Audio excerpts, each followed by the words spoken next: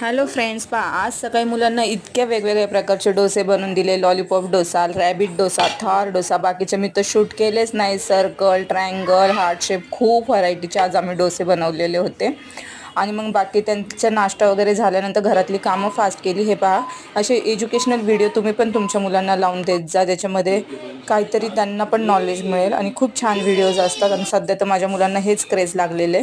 मग रोजची ज्यावेळेस भांडी घासून झाली माझी सगळी, त्याच्यानंतर ही डबे घासायला काढले. का तर शाळेच्या धावपळीमध्ये मला हे काम करणंच होत नव्हतं. त्याच्यामुळे खूप पसारा पण दिसत होता. म्हटलं आता सुट्ट्या तर आता आपण हे काम करायला काहीच हरकत नाही, म्हणून पटापट ती कामं करायला घेतली. आणि ज्यावेळेस सगळी कामं आवरले त्यावेळेस इतकी प्रचंड भूक लागली होती की काय सांगावं. मग नंतर पटापट हे डबे चांगल्या फॅनच्या हवेला सुकायला टाकले. का तर ऊन कुठं, म्हणजे बाहेर भरपूर ऊन आहे पण घरात उन्हाला ठेवण्यासारखी जागाच नव्हती. मग छान सांबारला फोडणी दिली आणि भात लावला. म्हणलं मुलांना पण डोस्यासोबत सांबार होईल. आणि इतकं फास्ट मग असं जेवण वगैरे केलं, डबे ऑर्गनाईज केले. चला बाय, टेक केअर.